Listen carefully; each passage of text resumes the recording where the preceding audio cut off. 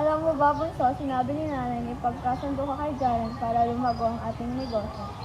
Ayoko po ate, hindi ko naman po siya kilala. Kahit anong sabihin niyo, ayoko. Huwag kang sumagot.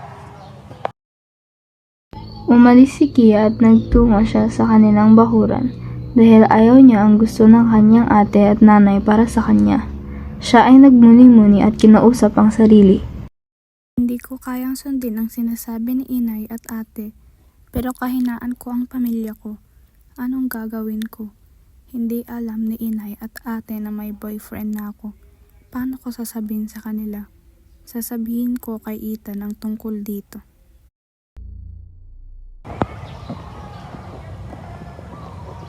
Kanina ka pa hindi nagsasalita dyan. Anong nangyayari? May kasalanan ba ako?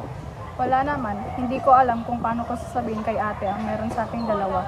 Bakit? Ano bang meron? Ipapakilala mo na ba ako sa ate mo? Hindi sa ganon. Nag-usap kasi kami ni ate na ipagkakasundo daw nila ako kay Jaren. Wala akong masasabi. Wala tayong magagawa. Pag-isipan mo mabuti, Kia. Makalipas ang ilang araw, si Kia ay inutusan ng kanyang ate na makipagkita kay Jaren. Ako si Jaren, mukhang hindi tayo nagkakaintindihan. Pero sana magkaayos tayo. Hindi ko alam kung paano tayo magsisimula. May boyfriend ako. Pasensya na pero asa akong magkaayos tayong dalawa. Tuloy-tuloy na ang pag-uusap ni Kia at Jaren, ngunit hindi pa rin tanggap ni Kia ang mga nangyayari sa kanya. Makalipas ang ilang buwan, ay nagkasundo talaga ang dalawa. Sila ay magnobyo at magnobya na maayos naman ang relasyon, ngunit hindi maiwasan maisipan ni Kia ang kanyang nakaraan si Ethan. Naglalakad si Kia kasama si Jaren sa isang park kung saan naroon din si Ethan. Nagpaalam si Jaren na bumili muna ng pagkain nilang dalawa dahil sila'y nagugutom na. At bigla ngang nagbungguan si Ethan at Kia.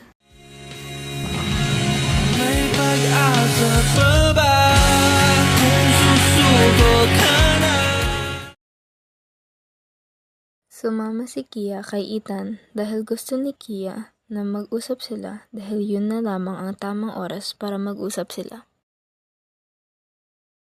Gusto ko lang sanang humingi ng closure.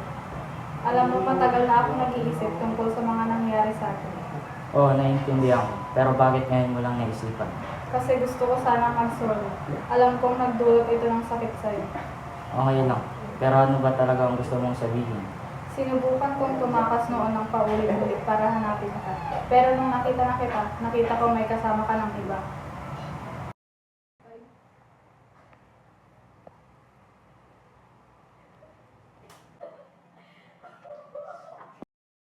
Pero bakit hindi ka lumapit sa akin? Kasi ayokong makasira ng isang relasyon. Masakit man pero hinayaan ko na lang. Hindi ko matanggap na may iba ka na. Naiintindihan ko. Mahirap talaga ang sitwasyon. Pero sana matutunan mo ang tanggapin ng lahat.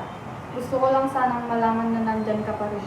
Kahit iba na ang sitwasyon natin. Nandito ako para sa kanya, hindi na sa'yo. Pero ang kailangan nating mag-move on. Kung makikita mo ko sa pag-ikot ng mga pangakong taon ng inabot, hawakan mo ko.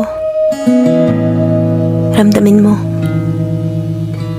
Hilahin mo kong muli nang maramdaman kong di ako nag-iisang umiikot sa sariling araw na ginawa ko. Nilikhang liwanag sa dilim. Turuan mo akong muling tumingin sa buwan at lumangoy sa dagsang liwanag ng mga bituin bago lisanin ang muling pagtatagpo ng mga paningin. Nagpapakasakali na sa hinagap ng hininga, sa simula ng katapusan at katapusan ng simula, Ibig di matatakbo.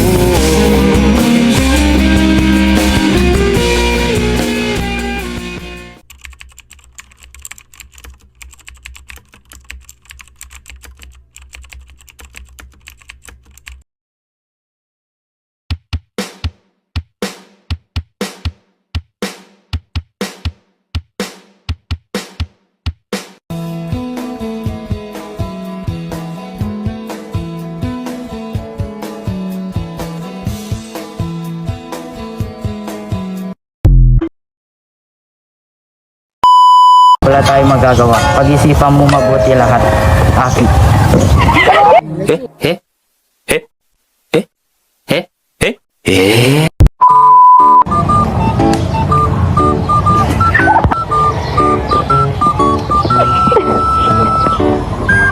Kanina ko pa hindi nagsasalita, Dad.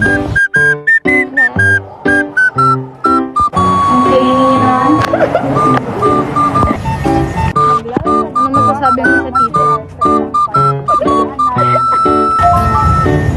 Ako si Jaren. Hindi yan, pero... Okay na.